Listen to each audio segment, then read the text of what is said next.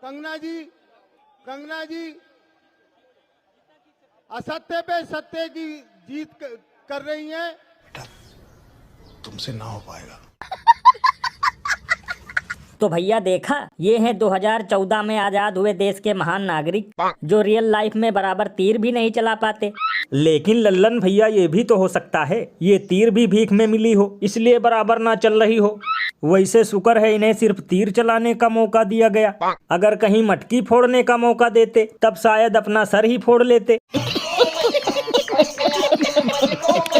वैसे भैया एक बात समझ में नहीं आया, रावण को तो राम ने मारा था, अगर इस हिसाब से देखा जाए तो तीर किसी पुरुष को चलाना चाहिए था, लेकिन यहाँ तो लोग तीर और धनुष स्त्री को सौंप देते हैं।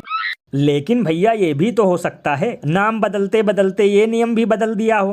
अरे बाप रे, ये तो धोती खोल रहा है। वैसे लल्लन भैया इससे ये बात साबित होती है कि लंबी लंबी छोड़ने में और तीर छोड़ने में जमीन आसमान का फर्क है। भैया इसीलिए तो लोग मजाक मजाक में कह रहे हैं, ठीक ऐसे ही माफी वीर ने आजादी दिलाई है जिस प्रकार से कंगना ने तीर चलाई है। और अभी तो रुको, क्लाइमैक्स अभी बाकी है। ब्रिज टूट गया तो क्या कहते हैं ये लोग? ये कहते हैं ये तो एक्ट ऑफ गॉड है। A few moments later. देखिए सर, अभी हम कुछ नहीं बता सकते हैं आपको, हम डिस्प्रेशन में अभी हैं। कोची में है? डिस्प्रेशन में है सर अभी।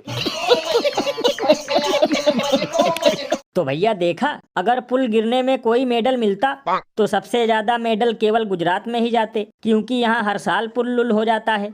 लल्लन भैया इसीलिए तो इस पर महान कवि बाबा लपेटू दास ने कहा है, भ्रष्टाचारियों को हासिल है यहाँ महारत, और पुल से ज्यादा तो चलती थी 50 रुपए वाली टारच।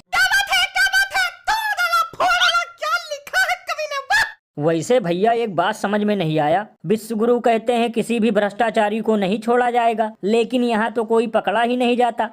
लेकिन भैया ये भी तो हो सकता है साहब की ड्रोन की बैटरी कहीं हो गई हो गुल, इसलिए भ्रष्टाचारी मजा ले रहे हो फुल। ये बड़ी अच्छी बात कही आपने। वैसे भैया मुझे तो लगता है अब पुल और ब्रिज का नाम बदल कर कुछ बुजुर्ग टाइप रख देना चाहिए, क्योंकि ये कब बनकर तैयार होता है कब लुढ़क जाता है कुछ पता ही नहीं चलता। अब देखना कुछ दिन बाद इस पर भी बयान आएगा, चींटियों ने पुल में बना लिया था बिल, इसीलिए कमजोर होने की वजह से गया गिर।